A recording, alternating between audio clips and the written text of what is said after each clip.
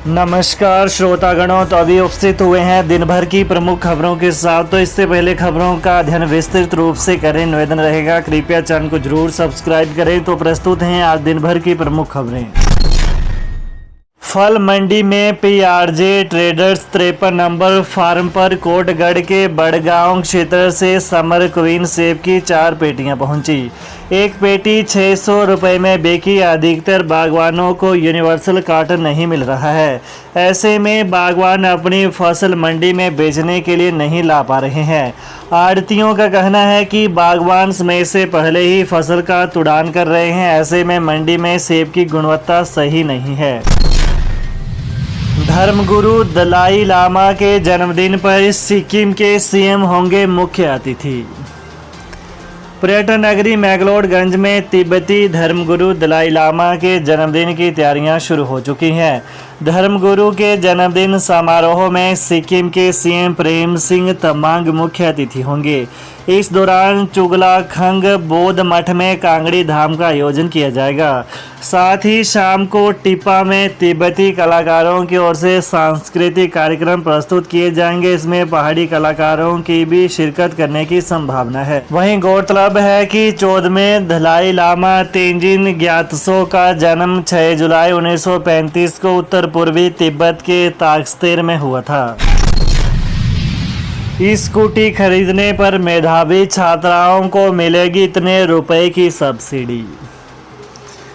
उद्योग, संसदीय मामले और श्रम एवं रोजगार मंत्री हर्षवर्धन चौहान ने आज जिला मुख्यालय में आयोजित एक समारोह में कहा कि सरकार समाज के हर वर्ग के उत्थान के लिए कार्य कर रही है।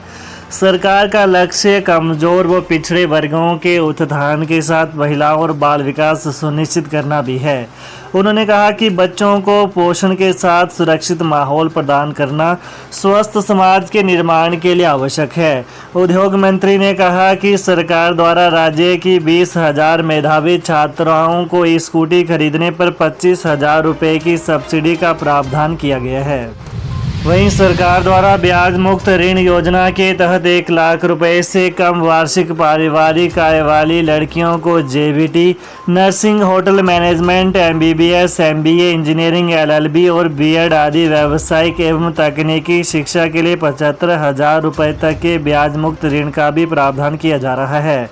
इस मौके पर सहायक उपायुक्त सिरमौर गौरव महाजन, जिला उद्योग केंद्र के महाप्रबंधक साक्षी सत्ती, प्रदेश कांग्रेस प्रवक्ता रूपेंद्र ठाकुर सहित अन्य लोग मौजूद रहे।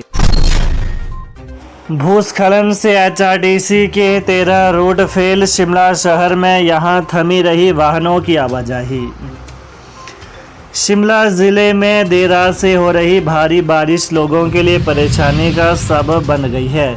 शहर में पिछले कल रात से जारी बारिश के कारण शहर के कई मार्गों पर मलबा आ गया है, जिससे सुबह के वक्त वाहनों की आवाजाही प्रभावित रही। ग्रामीण क्षेत्रों में भी भूस्खलन के कारण कई मार्गों पर वाहनों की आवाजाही नहीं हो सकी। इस वजह से लोगों को आवागमन में दिक्कतें झेलनी पड़ी। बारिश से जिले में एचआरटीसी के 13 रूट फेल हो गए हैं, जबकि ग्रामीण क्षेत्रों में कई बसें फंसी रहीं। हाईकोर्ट ने आदेशों का पालन न करने पर एनएचएआई को लगाई फटकार। हिमाचल प्रदेश हाईकोर्ट ने समय रहते राजमार्गों सहित जंगलों, नदियों, नालों का उचित रख रखाव न करने पर चेतावनी देते हुए कहा कि लापरवाह अधिकारियों के खिलाफ कड़ी कार्रवाई अमल में लाई जाएगी। मुख्य न्यायाधीश एमएस रामचंद्र राव और न्यायाधीश सत्यन वैद्य की खंडपीठ ने कहा कि यह जानकर दुख होता है कि 12/6/2024 को हाईकोर्ट द्वारा पारित आदेश के बावजूद ब्यास नदी के तल के बीच से बड़ी चट्टानों और पत्थरों को अभी तक नहीं हटाया गया।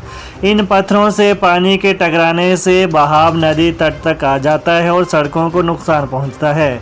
जंगलों में फेंके गए मलबे से भूमि कटाव होता है और नदियों, नालों का बहाव रुक जाता है। 13 साल की बच्ची से रेप और फिर फरार। करसोग में 20 साल बाद पकड़ा गया ढोंगी तांत्रिक। करसोग में लगभग 20 वर्ष पहले बलात्कार के आरोप में फरार हुआ ढोंगी तांत्रिक को पुलिस ने पकड़कर सलाखों के पीछे डाल दिया है। लगभग 20 वर्षों से नाबालिग लड़की के साथ बलात्कार के आरोप में लगातार फरार चला हुआ था।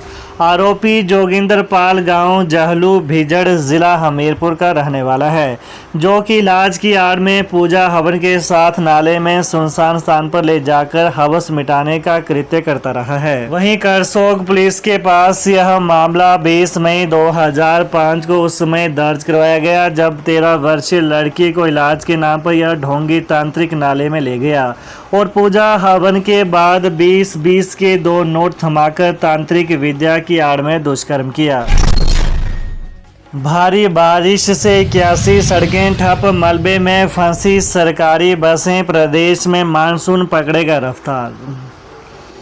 हिमाचल प्रदेश के कई भागों में भारी बारिश दर्ज की गई है। इससे कई जगह भूस्खलन व मलबा आने से सड़कों पर आवाजाही भी प्रभावित हुई है। राज्य आपातकालीन परिचालन केंद्र की रिपोर्ट के अनुसार आज शाम 5 बजे तक राज्य में 81 सड़कों पर आवाजाही ठप रही। सबसे ज़्यादा सड़कें मंडी ज़िले में बाधित हैं। इसके अतिरिक्त राज्य में 17 बिजली ट्रांसफार्मर भी बाधित हैं।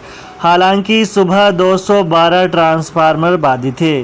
गाद आने से 13 जल आपूर्ति योजनाएं भी ठप हैं। पिछले कल रात और आज दिन को राजधानी शिमला सहित प्रदेश के अन्य भागों में झमाझम बारिश हुई। पवन खेरा बोले, मुख्यमंत्री जब दिल्ली जाते हैं तो पीएम मोदी देते हैं ओपीएस का ताना, कहते हैं हिमाचल है अमीर। हिमाचल में आज भी रेड हो रही है। सरकार जांच एजेंसियों की साख मोदी सरकार ने गिराई है। लोकसभा चुनावों में हार से भी मोदी सरकार ने सबक नहीं लिया है। विश्व के किसी भी देश में सरकारी एजेंसियों का ऐसा दुरुपयोग नहीं हुआ होगा। 7 दिन के लिए यह एजेंसी कांग्रेस को दें तो वो पीएम मोदी और गृह मंत्री अमित शाह भी भाजपा छोड़ कांग्रेस में शामिल हो जाएंगे।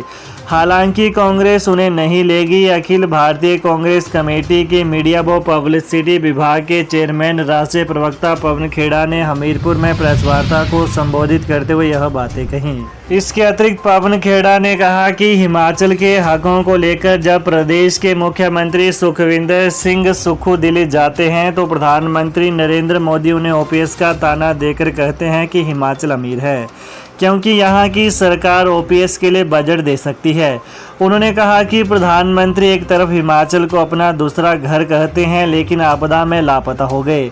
जब इस घर पर आपदा आई तो वह इसके लिए हालत जानने के लिए यहाँ नहीं आए। यह ओपीएस हिमाचल का हक है।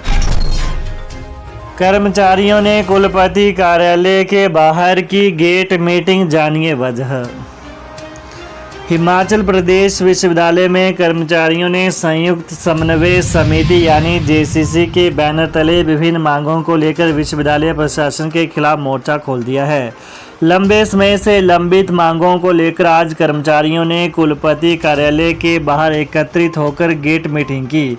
गेट मीटिंग के माध्यम से कर्मचारियों ने एकजुट होकर विश्वविद्यालय प्रशासन के खिलाफ आवाज़ बुलंद की और मांगे पूरी न करने पर रोष व्यक्त किया। इस बीच जेसीसी के पदाधिकारियों ने विश्वविद्यालय के pro vice chancellor professor Rajendra Verma और परीक्षा नियंत्रक प्रोफेसर श्यामलाल कौशल सहित अन्य अधिकारियों को मांग पत्र सौंपा। तो ये रही आज दिन भर की प्रमुख खबरें। तो प्रदेश की ताज़ा खबरों को जानने के लिए कृपया चैनल को अभी सब्सक्राइब करें। धन्यवाद।